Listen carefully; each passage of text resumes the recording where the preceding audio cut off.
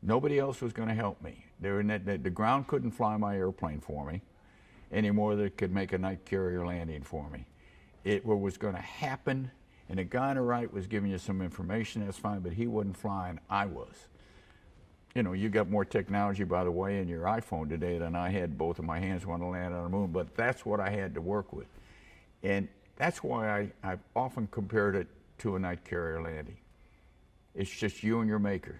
If it's going to happen, you're going to make it happen. And without question, I think it goes back to the training that gave you not just the opportunity, but the determination to come back aboard ship, particularly at night.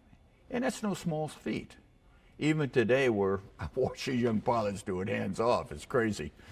But that's very comparable. And what is it that although things are happening fast during a landing on the moon, I'm going to make it happen. There was no question in my mind. And if a problem occurred and I had to board, I was prepared to do that. Just like you're prepared to take it around aboard a carrier at night if it isn't a perfect landing. But this time we didn't have a chance to come around again. So the determination and the commitment that you had was to do it right the first time, because you're not going to get a second chance.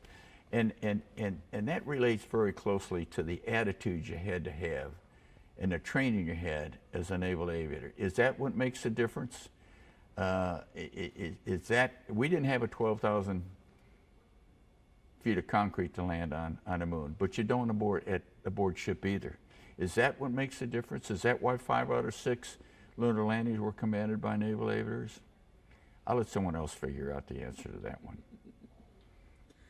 Now,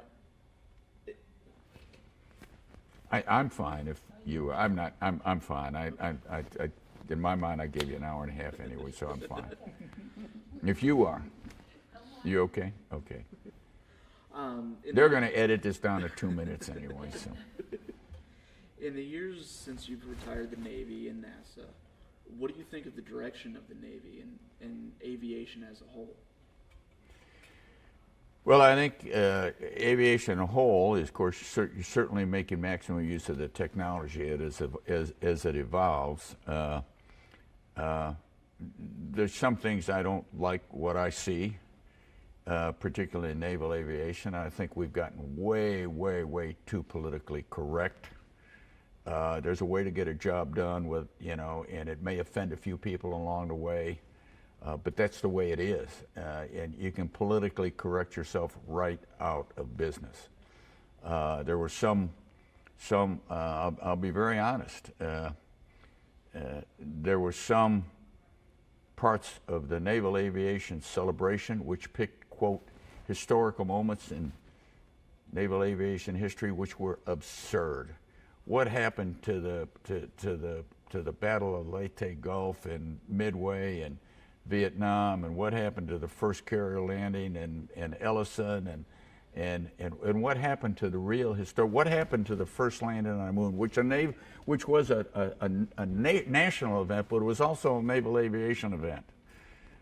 What happened to the real historical moments in the history of naval aviation over the last 100 years? And quite frankly, I think we got some people who were making decisions in Washington who never were never landed aboard ship, who were saying, well, this was important, this is politically correct, this is the thing we ought to celebrate, who were finally, I believe, for the most part, overruled, because naval aviators for generations said, time out, this is not the Navy I've known. And if there's any criticism I've got today, is we're too overwhelmed with diversity, we're too overwhelmed with political correctness. Let's get back to being the Navy that I know, the naval aviation that won the Battle of the Pacific.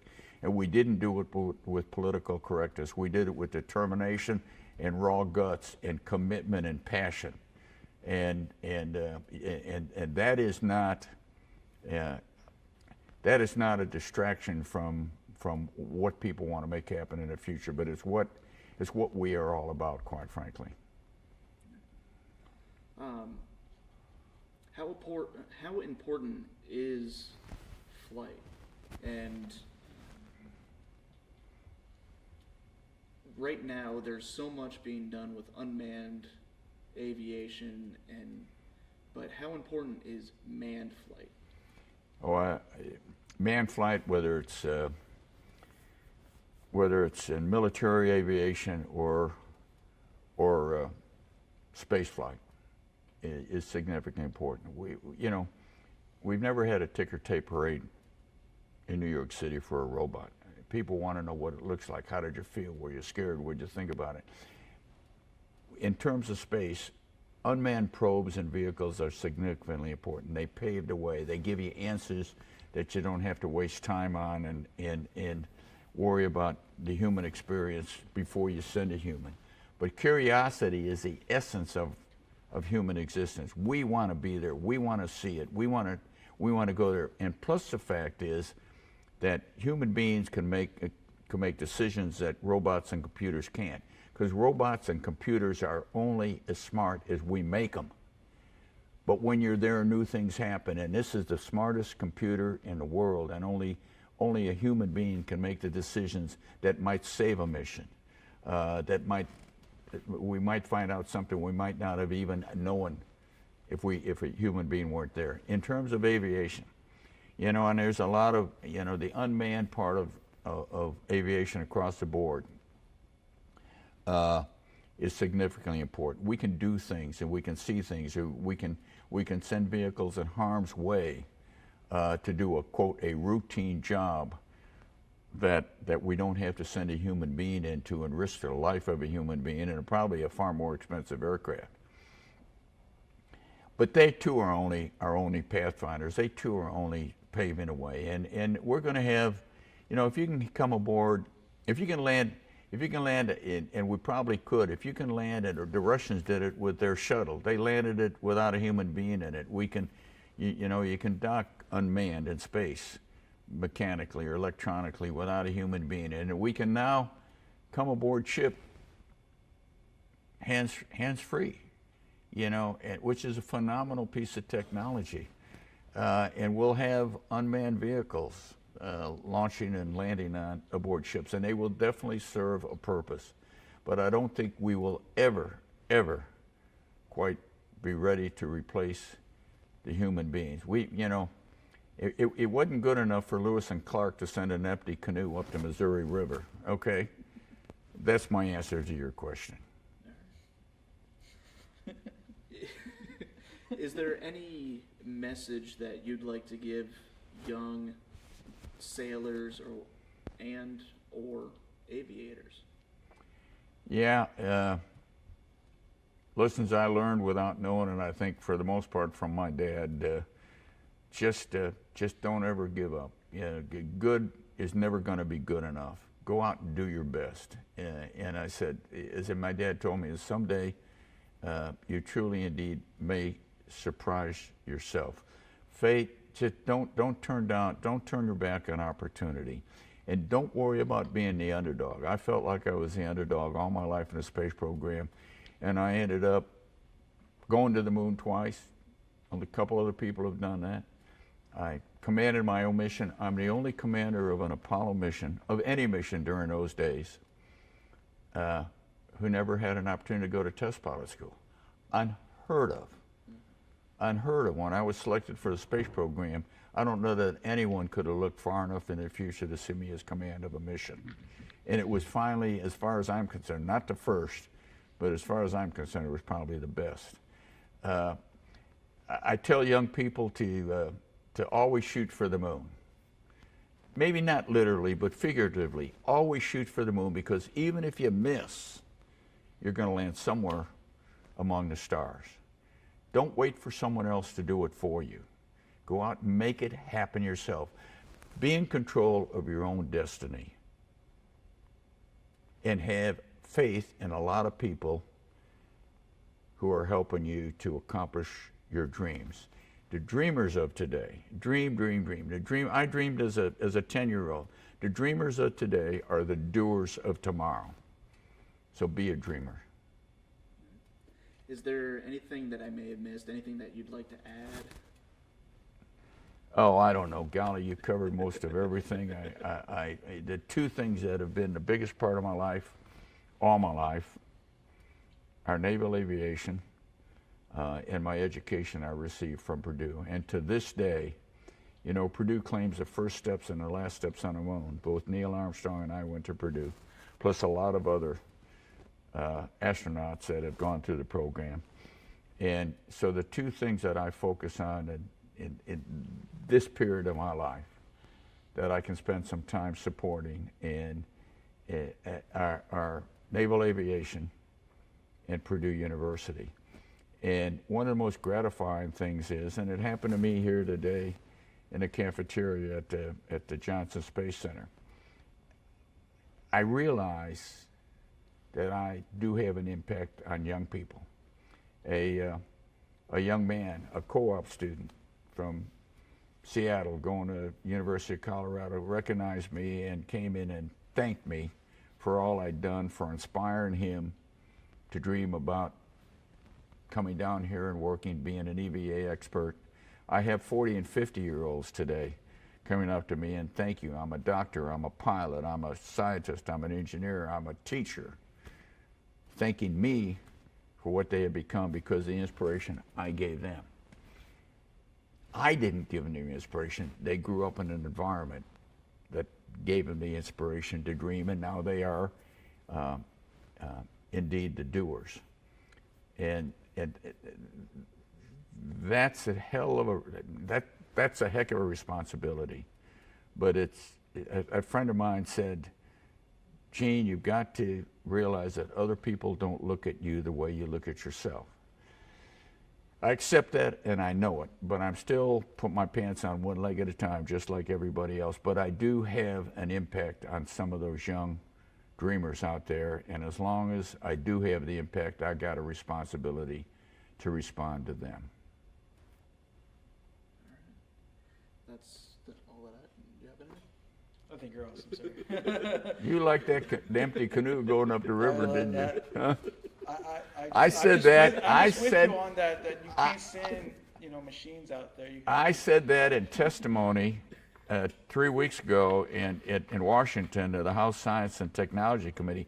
I used that same example about Lewis and Clark sending an empty canoe up the river. I expanded on it a little bit. And I've had some, and it just came off the top of my head, but I got some positive response, and you just gave me some positive response too. Pretty good example, right? Yeah, absolutely. Can't send nothing up there. It's a human experience. Well, you got enough to work with for a lifetime.